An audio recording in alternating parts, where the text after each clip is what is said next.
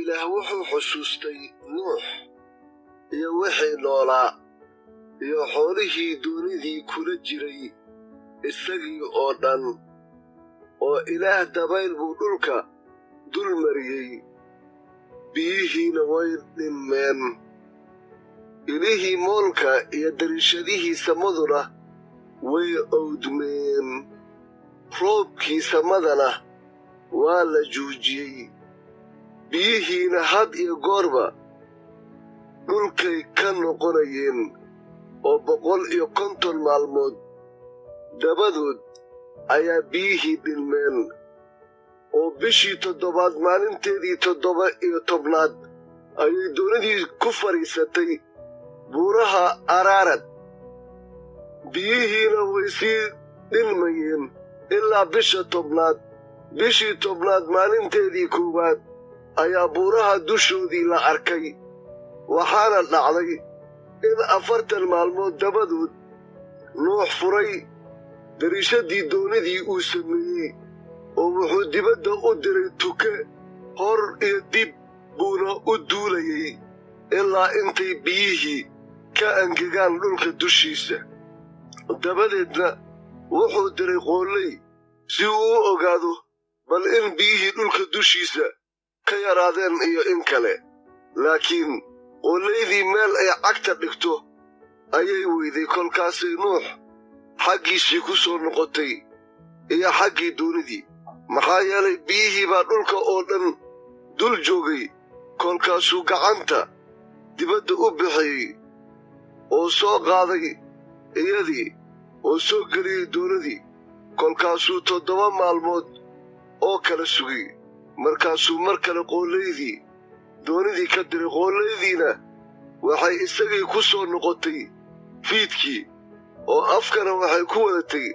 caleen saytuun oo qoyan kolkaasuu nuux ogaaday in biyihii dhulka ka yaraadeen kolkaasuu 7 maalmood oo kala sugay dabadeedna qoolaydii buu diray iyadiina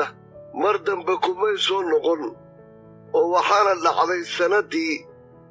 601aad bishii 1aad maalinteedii 1aad inay biyihii dhulka ka angegeen nuuxna daboolkii buu doonidii ka qaaday wuuna fiiriyey oo bal eeg dhulka dushiisa way angegnayd